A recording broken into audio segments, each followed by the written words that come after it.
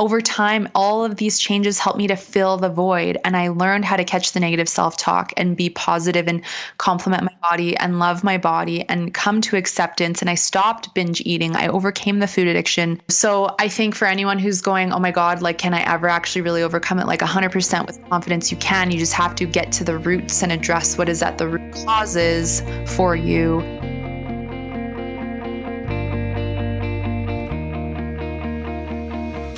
Hello, and welcome back to Seek the Joy podcast. Happy Seek the Joy Tuesday. I'm your host, Sydney Weiss, and on the podcast this week is Amber Romaniuk. She's an emotional eating, digestive, and hormone expert who helps professional women achieve optimal health through mindful eating, self-care, and overcoming self-sabotage with food. Amber has a really incredible story, and I can't wait for you guys to hear it in this week's new episode. It is so relatable, and she had all of these experiences and moments that I just so deeply resonated with. And so I'm so grateful for her level of vulnerability and honesty in this week's new episode. She really overcame her own emotional eating after gaining and losing more than 1,000 pounds and struggling with binge foods and spending 5 years balancing her hormones and digestion. And so now today, she's helping others achieve body freedom so that they can have the confidence and health to create amazing lives. In this week's new episode, we chat all about Amber's incredible journey overcoming food addiction and emotional eating, the assumptions and programming around food and body image and weight that we take on from a really young age and carry with us into adulthood. The role of weight as self-protection, this was so interesting, and the rock bottom moment that changed everything. Amber shares the powerful role of self-care, creating better boundaries and nurturing yourself in creating body freedom, and why self-sabotaging behaviors have such a huge impact on our ability to show up and be present, and how we can really begin to redefine the role of food in our lives. Amber also shares her top tips for anyone who wants to make the switch to positive self-talk, the tools that she relies on to support herself and her clients, and so much more. All right, guys, before we dive into this week's new episode, I just want to take a second and thank you so much for continuing to tune into the podcast week in and week out. I know that the last 3 months, this whole year has been unexpected, and our routines are upside down and things have changed so much. So it means so much to me that you continue to tune into the podcast. I think now more than ever, we need this level of connection. We need this community. We need this inspiration. We need these inspiring conversations and moments that bring us together. And so I'm so grateful and excited to be able to continue to bring you guys these inspiring conversations and topics and moments of joy and connection. And so thank you guys so much for continuing to be here. If you're looking for a way to support Seek the Joy podcast, to support my work on this show, I would be so grateful if you would hit subscribe on Apple Podcasts, follow us on Spotify, leave the show a rating and review on Apple Podcasts, or really wherever it is that you listen to podcasts. Share about the show on social media, share it with your friends. I would just be so grateful if you would continue to help me spread the word about Seek the Joy podcast and what we're doing. All right, guys, that's it. I am so excited to bring you this week's new conversation. Amber has really taken her own difficult and personal experiences and is now using them to serve and transform the lives of others. And so I'm so happy that we sat down to have this conversation. I'm also going to be on her podcast, the No Sugarcoating podcast, so I will make sure to let you guys know when that's live. I would be so excited if you would check that episode out too. And without further ado, here is my conversation with Amber. You are a huge advocate for building body love, I think, so that every woman can live empowering lives. And I've found that it's often our own experiences that inform our work and our friendships or our career or whatever it might be. And so I would love to start off by talking to you about your journey and how you really fell into this space of body love for yourself. Thank you so much, Sydney, for having me. I'm so grateful to be here today to share with you. So, and I love that you say, it's often that those personal experiences, because if it wasn't for my personal experience of living this all like deeply for myself, like I just can't imagine where I would be today, if I wouldn't have gone through the body image struggles and the food addiction and the emotional eating. So, this is a journey for me that started from a very young age, unconsciously, like not realizing what a significant impact, some experiences when I was like 5 and 10, would have on me, up until my mid 20s. And so, I definitely always like to share some of what are those kind of key pivotal moments, because I think, it helps other people take some time to step back and build awareness of like, what were those moments for me? Like, what do I think had that impact on the way, when I changed the way I viewed my body or my relationship with food. And so, for me, they're very memorable in that the first experience I had with, kind of being bullied and, called names about my body was at a very young age. I was 5, and my parents and I had just moved out to a house in the country. And so I had to take the school bus, and I was, almost finishing grade 1 or just starting grade 2. I can't quite remember. And, it's just like, imagine like the 5-year-old you, this like innocent little girl, so excited, vulnerable, shy, nervous, all at the same time, right? Mom like walks me across the road, and I get on the bus, and I'm just so excited because I'm thinking, who am I going to get to sit with? I'm going to make new friends. It's going to be an adventure. And I get on the bus, and as soon as, especially the back half of the bus, the older boys and the older kids could see me, all I could hear was, look at her. She's fat. She's ugly. And it really hurt. I sunk inside. I froze. I just was shocked. And I thought, they don't even know me, and they're telling me this. So it must be true because they're strangers and they're seeing me in this way. And so I really took on that identity from there, and I believed them because I just didn't know any better and how to, flick it off and not take it in so deeply. And so I really kind of believed that and shaped that as my identity, and, subconsciously just was like, oh, okay, this is who I am. And I'm always going to kind of struggle with my weight, and I'm always going to probably, be carrying a bit of extra weight around because like my mom's side of the family is all overweight. So I'll probably just end up like that way. Like the assumptions and the programming that we take on from such a young age, it's so profound in the way that it impacts the relationship you have with your body, your thoughts, how you interact in the world. And then of course with food. And for me, food never called me names. It just seemed like a friend. It tasted good. It made me feel good. There was always an abundance of like treats and junk food and sweets and baked goods and, things like that around home. And I think a huge part of that was growing up. My mom, before I was born, she had multiple sclerosis. And so I think being that there's just certain things that we couldn't do together because she'd get fatigued or dizzy or just like didn't feel comfortable, based off of some of the symptoms she would get all the time. I think for her, it was a way to like compensate. And secretly she was going, I'm so sorry that I can't give you these things, but here's food. What kind of food do you want? Let's eat.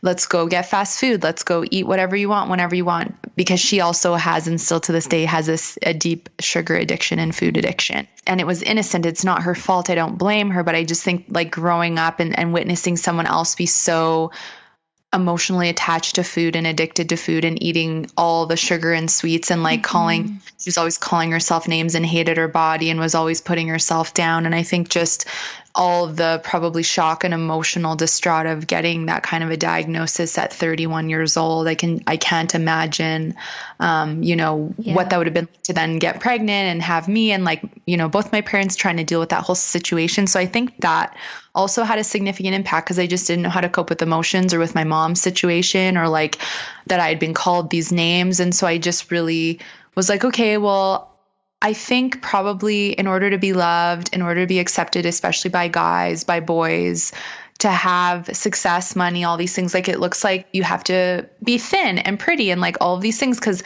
from TV and like magazines were big when I was growing up. And it was just like, well, they all look perfect. And like, I don't look like that. So maybe if I like diet and like go on the treadmill a lot and exercise a lot, like I can get there. And just even growing up in school, like observing the thinner, prettier girls getting the attention from the boys and like starting dating at a young age. Like I was way too shy, nor was I in a place where anyone wanted to like be with me because I wasn't the thin, perfect looking girl. And so it all accumulated. And so I was dieting through my teens. I just never felt good enough, very insecure, didn't know how to cope with stress at all, didn't know how to express my emotions, feel emotions. I had no idea what confidence was, no idea what self-love was.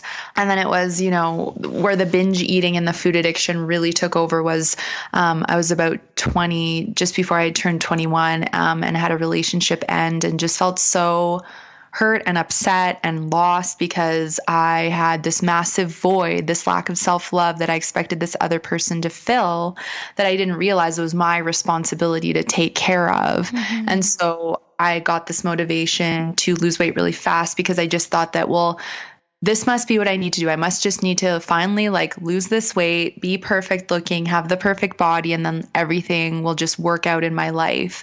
And so I was restricting calories majorly and exercising 2 hours a day, and I lost weight really quickly and got to what I thought was my quote unquote goal body and goal weight. And nothing changed, nothing got better. I wasn't happier. In fact, I became more critical of my body. I was picking my body apart even more.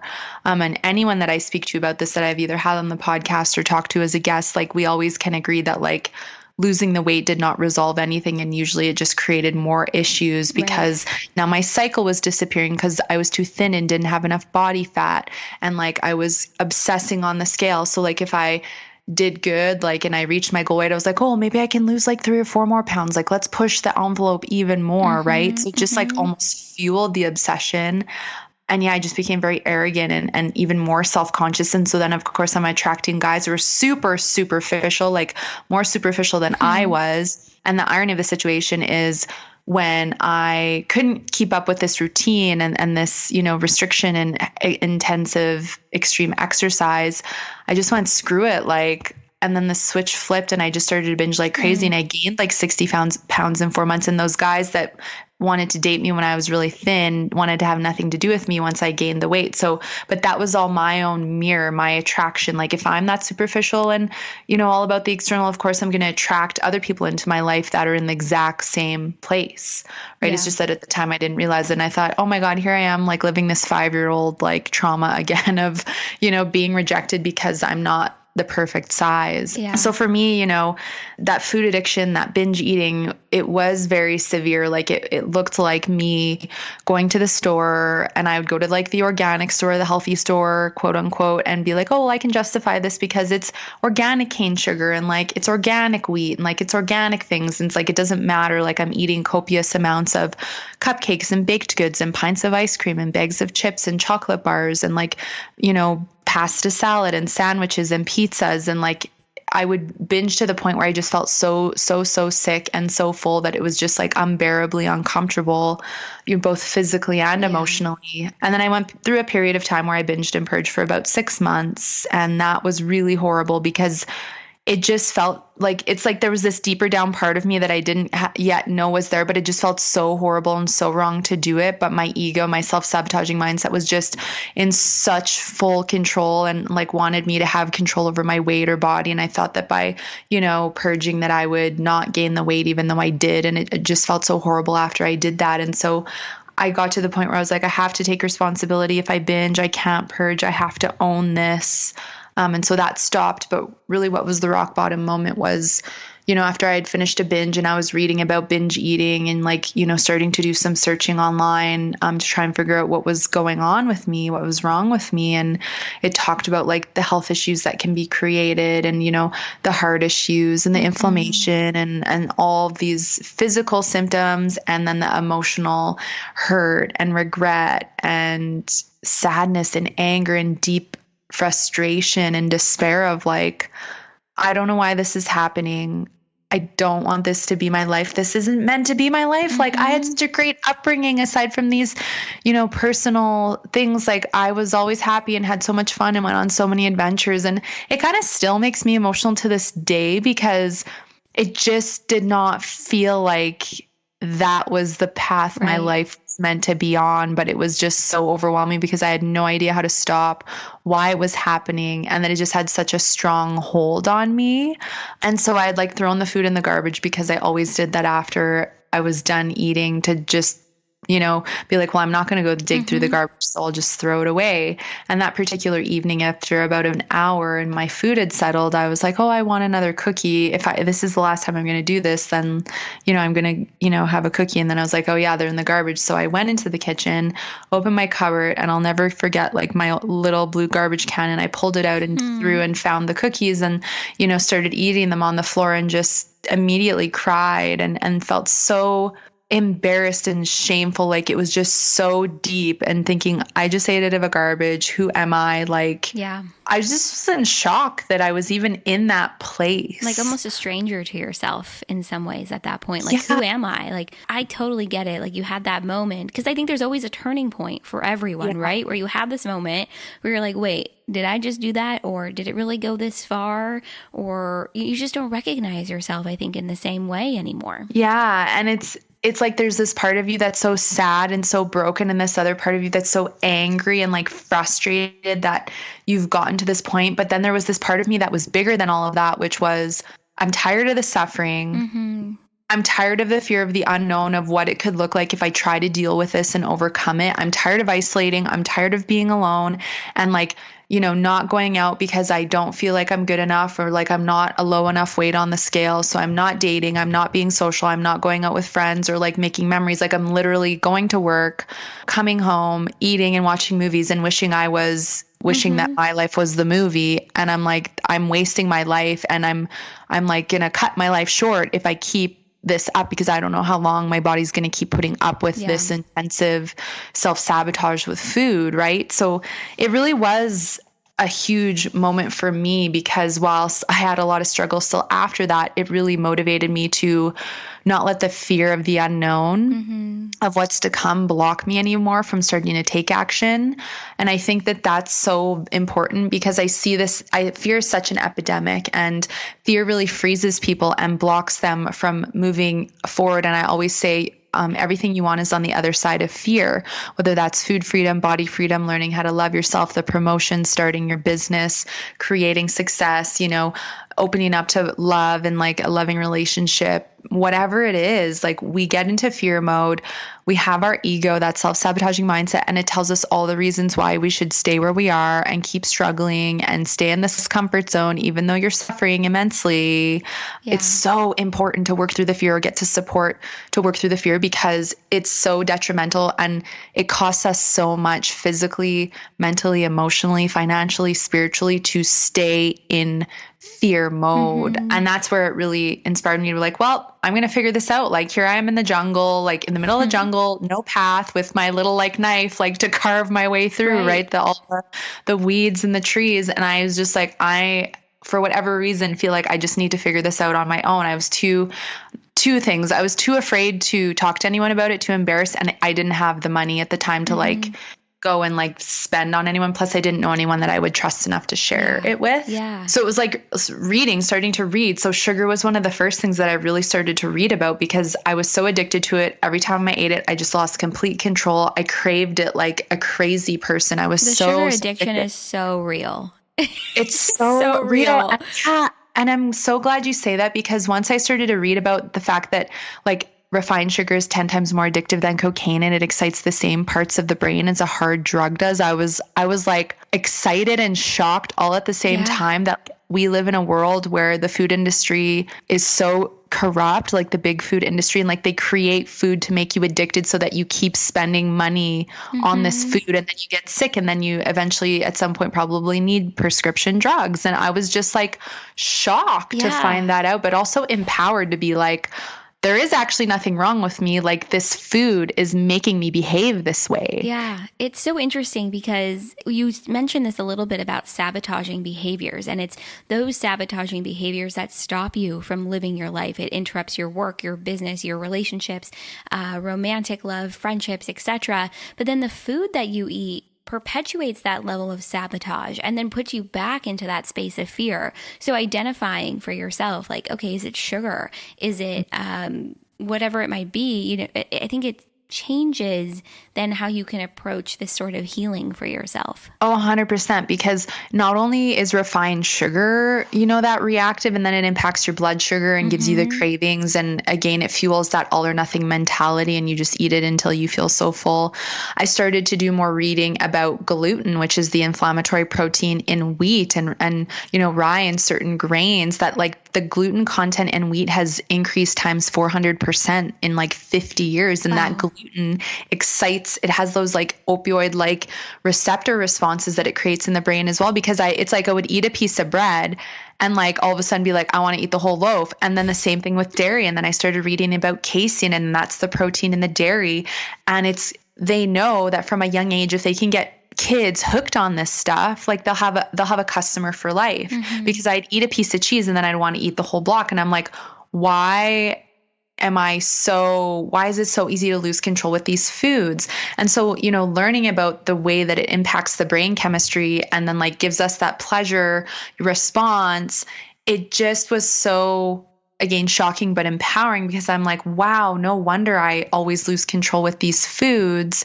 And then when I don't eat them, I definitely feel a little bit more, in control. So I did eventually, after dozens of attempts, cut out refined sugar, wheat, and dairy, because I just felt like it was an important thing for me to do to help with my recovery of my food addiction. Now, not everyone needs to do that depending on the severity of your relationship with food, but it's just something that I really needed to do for myself. But it was great because I really learned how to cook and use a lot of new ingredients and gluten-free flours. And fast forward 11 years, there's so many great companies and products available now that it's so easy to do it. But it allowed me to start creating my own recipes and really getting more involved in the kitchen and like doing more food prep and being more prepared with like good, nourishing food. But what was so fascinating was I thought that was going to resolve the food addiction, like once I could cut out the foods that I was really feeling addicted to, but it didn't, because then I wanted to still binge on like 10 bananas and a jar of peanut butter or like a whole container of rice pasta with goat cheese. And I was like, okay,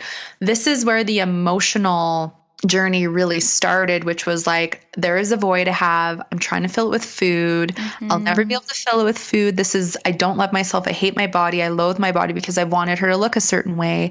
And I've been fighting with her to be that way with diets and restriction and extreme exercise and name calling and negative motivators, like spending money I didn't have on personal trainers because I thought that would be a motivator, or like buying smaller clothes and like being like, I need to reach my goal weight by this time so I can wear this outfit. Like it was also disempowering, right? Yeah, totally. And none of it worked. And I wasted a lot of money I didn't have. So that's when I really was like, this is so emotional. I don't know how to love myself, and I want to figure out how. I don't know how to feel my emotions. I'm afraid to feel them. And I don't know how to cope with stress. Like I eat when I'm stressed, and I need to figure out how to have healthy ways to cope with stress and feel safe feeling my emotions. And that's really when that part of the journey took over. And like understanding what triggered me to emotionally eat was really important. Understanding that diets were a huge trigger and that they are for most people, any kind of restriction. Understanding certain scenarios that would just, push me over the edge to want to go to food. And that I had created such a deep habit of being triggered and then just going to food that it was going to take time to undo that. Yeah. So instilling habits like meditation, yoga, deep breathing, reading different books. I got big into self-help books, spirituality, like discovering like I have an intuition and like I feel things and I'm an empath. And that also sometimes makes me stressed out because I don't know how to, deal with my energy, right? Like, so there's all these different things that I was discovering, but I was so hungry, like to take in all the information and to like be the guinea pig and start practicing it, because it really, over time, all of these changes helped me to fill the void. And I learned how to catch the negative self-talk and be positive and compliment my body and love my body and come to acceptance. And I stopped binge eating. I overcame the food addiction.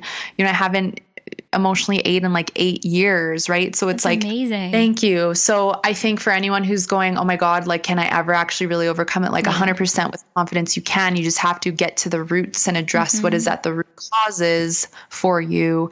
And you can make the changes, but learning how to love myself and knowing that I'm good enough, and I always was. It's just that I got all in this society distractions of all the like, need to look a certain way and the photoshopping and all that stuff. It really, it made me feel so confident and grateful for what I went through. And so after I really filled that void and really learned how to honor my body, my mind, my emotions, it's safe to feel. Nothing bad is going to happen if I feel my emotions. It was so empowering. And once I was done with the binge eating, which was such a stressor on like my hormones and digestion and blood sugar and all that stuff, I could actually then spend time healing my gut health, healing my hormones. And that took about 5 or 6 years after, I stopped the binge eating because I just did so much damage. But again, the beauty is your body's always trying to heal. And if you can get it out of the way, she will heal. And my body gave me that second chance. And I'm so grateful for that. And that's really what, inspired me to then start my business, because I thought if I struggle with this and all the other women that I'm now sharing my story with have been struggling or can relate, like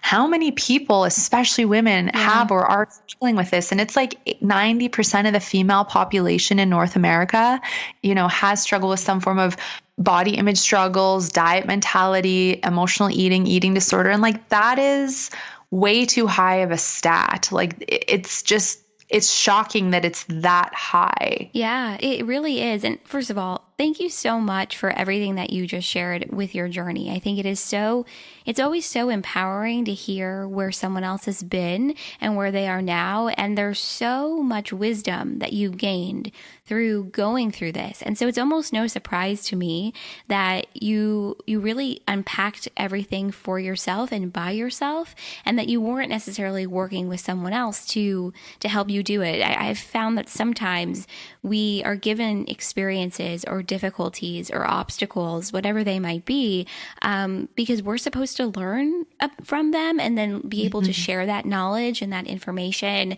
and that wisdom and that guidance with others. So it doesn't surprise me one bit that was your experience. But I would love to go into a little bit this emotional aspect that you shared. There are always these moments, I think, in our lives that shape our self-confidence or this sort of need to feel accepted. And when we are rejected, especially from a young age, and like you shared, these boys rejected you without even really knowing, obviously, who you were, I found in my own life that then that leads to this feeling of, I need to protect myself. So from rejection comes this sense of self-protection. And oftentimes, I've found that comes with either isolating myself or putting more weight on as a way to self-protect. Did you have that experience too? And if so, I'd love for us to talk a little bit about what that means and what that looks like, because I think sometimes this element of a need for self-protection can be really subconscious and maybe not even something that we know about or realize or recognize when it's happening. Yeah. And, thank you for bringing this up, because you've made such a good point. I think that for most people, it's totally the subconscious reaction we have to being rejected, or a trauma happening, or something negative happening, or you have to move across the country, or whatever your experience was that you had. And that the body's primal innate response when we don't feel safe, when we are stressed, when we are in a state where we feel like we want to hide and not be seen, is to put on weight. I really feel like weight is protection, that, our bodies put it on when we don't feel safe and we've gone through different experiences that have, hurt us or upset us, especially when it comes to that rejection or being called names, etc. And so I think part of it was like, well, I don't want to get attention because I don't want to be hurt again. I don't want to be rejected again. So I'd rather like not get any attention and like have this protection on, like, and part of it too was I really was, again, assumed, and I don't assume this anymore. But I assumed because of like, the programming you hear from like your doctor and like your peers that like, oh, well, yeah, like your genes like are everything. And so like whatever your family gives you, like you inherit, and then like, that's how you're going to end up. So I kind of was programmed to be like, oh, I must be more like on my mom's side of the family who are all obese or overweight, because I'm already a bit, have a bit of extra weight on me as a child. So I assume I must have gotten more of my mom's genes and that I'm going to go in that direction. Like I really thought that. And because of the way I was eating and the poor quality of food I was eating, my body was like hanging on to that protection as well, because she was so stressed out with the abundance of sugar and processed ingredients. So of course she was hanging on to it. What's so fascinating fast forward to now is I really believe genetics only play a small role. And if you listen to like people like Dr. Bruce Lipton, who is amazing in this field, he's a massive expert, a doctor and a scientist and someone who now really studies epigenetics and how when you shift your conscious and subconscious mind, you can literally change your state of health and like any imbalances or symptoms that are going on, and you can change your programming and your weight and like your habits in relationship with food or money or whatever it is. But again, from that younger programming, I just assumed from what I had heard that that's just what happened, right? I had no idea that you had the power to shift your mindset and habits and make all these changes. And so 100%, I think all of those things contributed to me hanging on to protection. And I think there's so many different reasons why our bodies can hang on to protection. Everything from those, past experiences that were negative to like abandonment and fear of being abandoned again, hormone imbalances that will impact your metabolism and, inflammation, water retention, sluggish lymphatic systems, digestive imbalances, overeating, undereating, not eating enough nutrient dense foods, emotional eating of any kind, restriction, over exercising, poor sleep, dehydration, negative self-talk, like weight obsession, diets, like, and then, not honoring like that emotional part of us and overbooked schedules and stress, like, and I'm not even sharing all of them, but like, these are all things that are like below the water, like in the iceberg, right? Factors, so we don't realize, and we just want the quick fix to go, oh, well, I've gained weight. I must not be desirable. So now I need to diet or quick fix to lose weight. And it's like, no, like, how about you get curious and understand, can you explore why you've put on protection and understand that it's more than just like because you're lazy and you ate too much, because that's usually not the case. And even if people are overeating, you're not lazy. There's nothing wrong with you. It's just that you have had a series of experiences, habits, and programming that have brought you to this place. And if you want to change it, you've got to be willing to take a different path and open your mind to different things, right? Yeah, you have to be able to look at it, like, what is the underlying thing here? And I think what you just shared is so important. If you're someone that's using food to cope or to cope with your stress or your anxiety or whatever it might be, there's really nothing wrong with you. There's just more underneath the surface. There's more to that iceberg, as you shared. And so for you, did you find that this healing journey for you and uncovering those different layers of the onion, or digging deep and really finding out the reasons, why you were using food the way that you were and these self-sabotaging behaviors, did you find that it had anything to do with maybe taking better care of yourself or creating healthier boundaries? Because I think sometimes the more that we start to care for ourselves and really understand too what self-love means for us, that's really where the turning point in our healing begins. Because if you don't know how to care and nurture for yourself, it's kind of hard to get that journey going. Oh, 100%. I completely agree with you. And, I think there were certain things that I really was taught while growing up, like street smarts and common sense and like how to be, take care of myself in the sense of like, okay, well, if I get a flat tire, I know how to change it. I know how to check my oil, don't talk to strangers and things like that. But when it came to like confidence, self-love, mindset, building healthy boundaries, it's safe to say no. Like, I was a people pleaser. Good God, I wanted to help everyone and say yes to everyone else and overextend myself. And I was then saying no to myself, and then I get overwhelmed, and that would trigger me to emotionally eat, right? And then like I was afraid to upset anybody or create conflict. So I'd often like not speak my truth and just back down. So 100%, I think that building the self-care routine, number one, helped me to create space to feel my feelings and explore my feelings and journal about them, or just like meditate and think about my thoughts and just feel them and go, it's okay for me to feel this and explore this. And as I did, I learned more about myself, and that I was this people pleaser, and that I was insecure, and that it really inspired me to want to change those things, and learning how to set the boundaries and say no, and spend less time with my circle of friends at the time that I just felt were not as supportive or healthy for me to be around. Like, those were empowering changes to make. And then going, you know what, I actually don't want to drink alcohol for a while because it's a trigger. I don't want to go out to like these certain places for a while because it's a trigger. I want to spend more time in nature or with certain people or reading my books or just spending time with myself, because I really feel like it's so important for me to take this time to be with myself because I need to heal this relationship with me, and no one else can do that for me. So I spent quite a bit of time on my own, but I think it was very empowering and positive, and that I needed to do that to like overcome the food addiction, establish really good habits, learn how to cope with stress in healthy ways, which is experimentation with all kinds of different like books and kinds of self-care. And I think it's great to experiment because then you figure out what works for you and what you really feel drawn to, depending on what kind of stress is going on.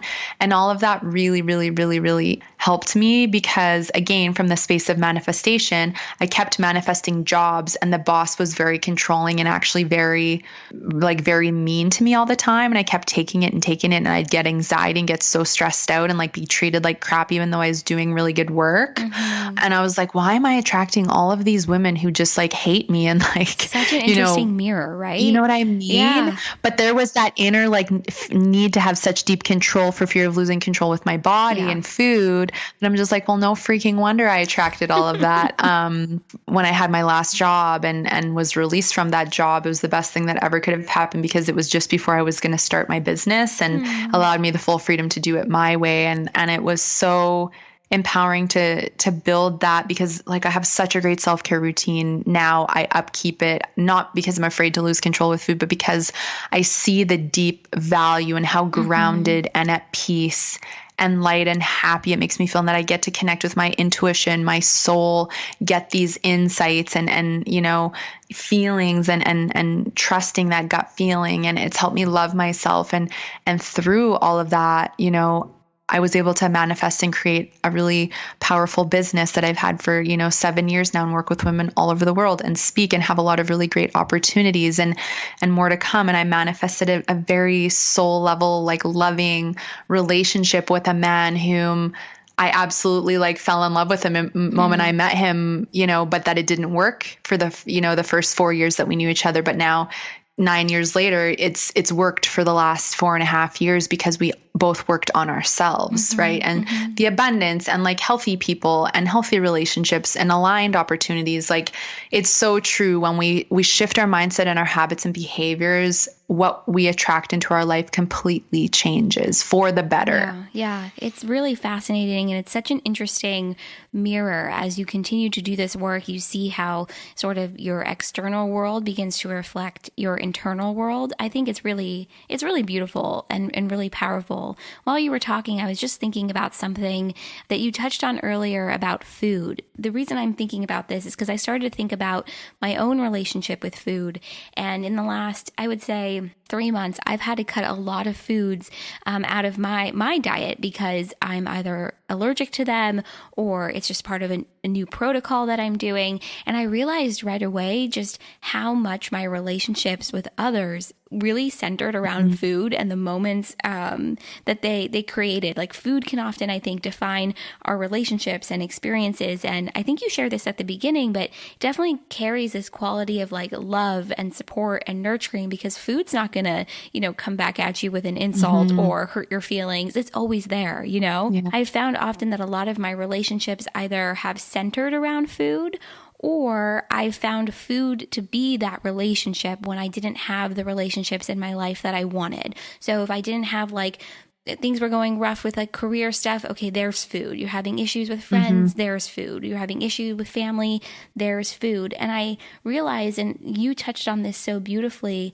that when we begin to develop relationships in our lives that are meaningful, that we enjoy being part of, food is not really going to be at the center of it all anymore. Have you found that for yourself too? Like as you began to have these other relationships, you really had to then redefine, obviously, the role that food would play. 100%. Yes. So, that was one of the biggest changes was who am I going to be without food and almost having to like break up with food, like, cause it felt like my best friend for a while. It's like a real breakup. Like when you realize like, I can't have that thing that used to make me feel good. So then how can I feel good on my own terms, right? Like in my own way without that reliance or that dependence on that cookie or that cake or that, whatever it might be. Yeah. And it's so true. And so that's really where my friend circle completely changed as I was healing my relationship with food and myself, because I was finding, I'd be like, hey, let's get together and go to the store and buy a bunch of junk and like watch a movie. And I'm like, You're like, no, that thank you. is too triggering for me. Yeah. And I don't really want to do that right now. Right. Or like,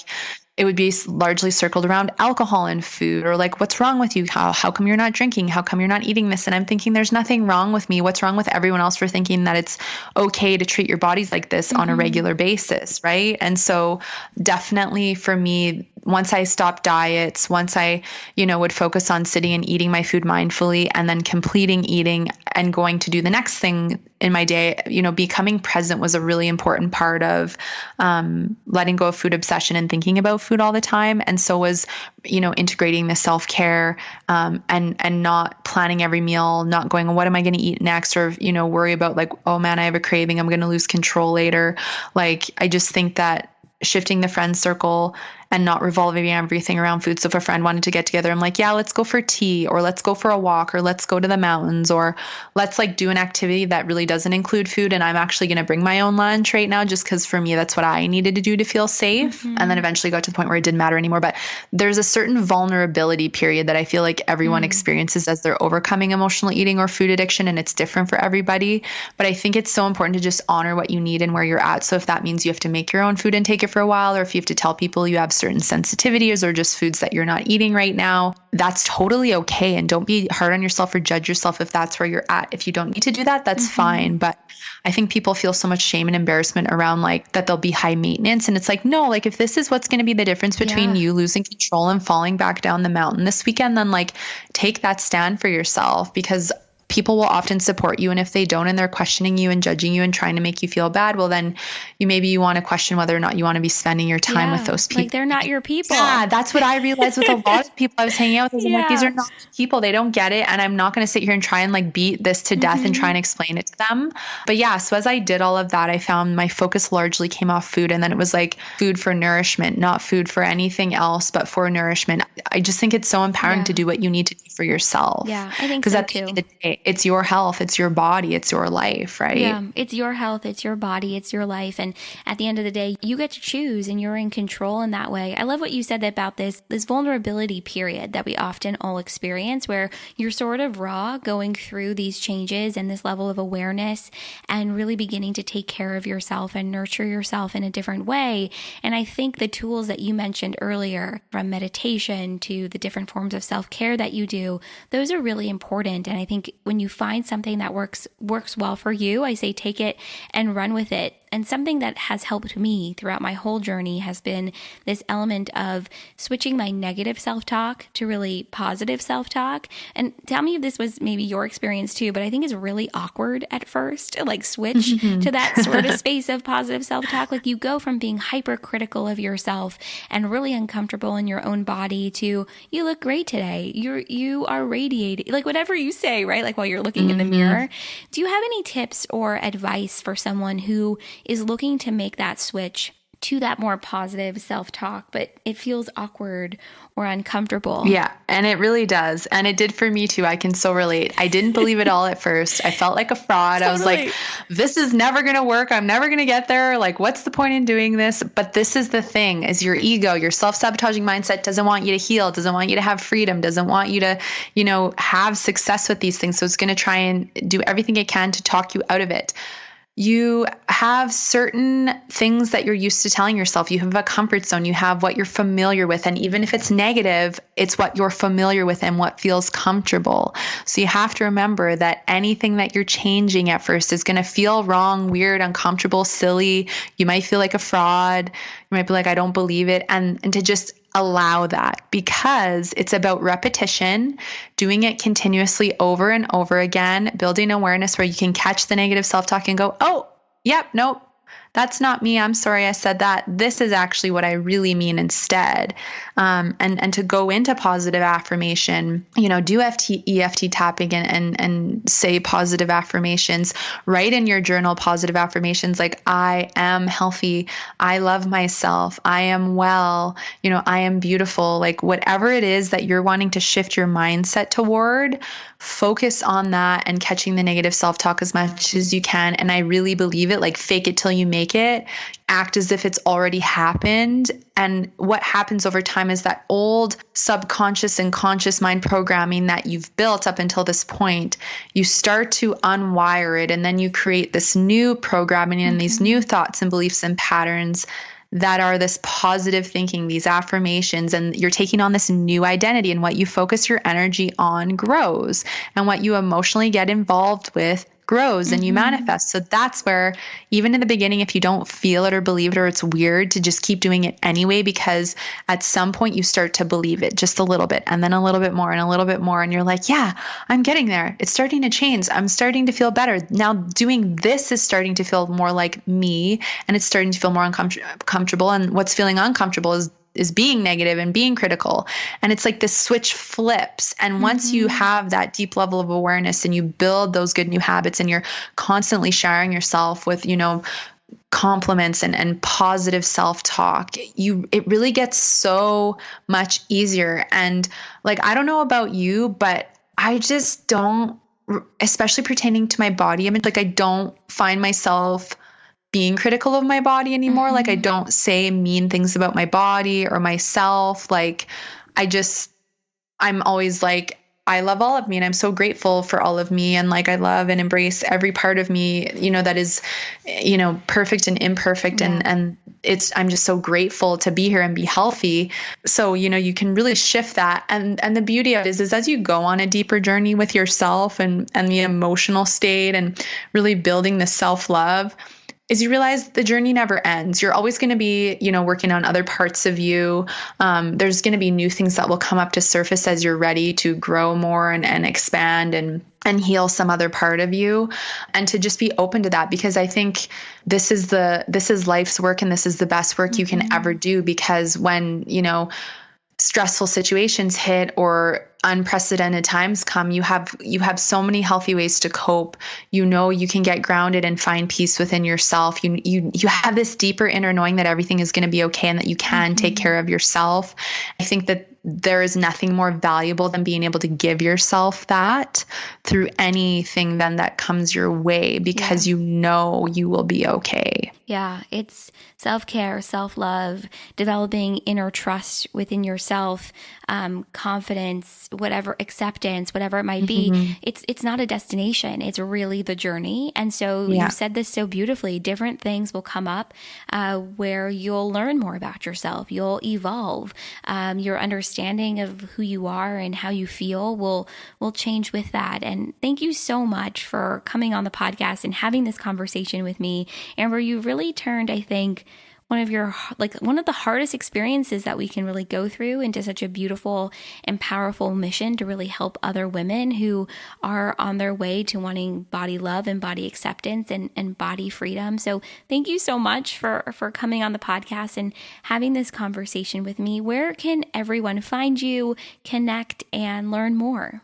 Well, thank you so much, Sydney, for having me. I've honestly enjoyed this experience. I feel like we could just have a full day podcast and go back and forth and talk about like all so much different things. Say, you know what I mean? But we could. Me too. And maybe, when you come on my podcast, we can continue the conversation and go further into some of this stuff. But so people can find me at amberapproved.ca.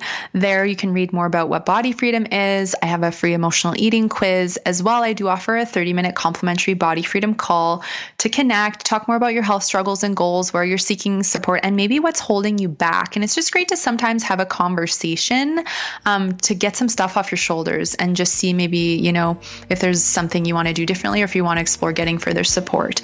My podcast is called the No Sugarcoating Podcast, which is available on all podcast apps. And then you can find me on Instagram. My name is Amber Romaniuk, Romaniuk. Perfect. I'll include everything in the show notes. It'll be so easy for everyone to find you. And I can't wait to have part 2 of this conversation on your podcast. And thank you so much again. This has been so much fun, and I can't wait to share it. Thank you so much. And I'm really excited for part 2 as well.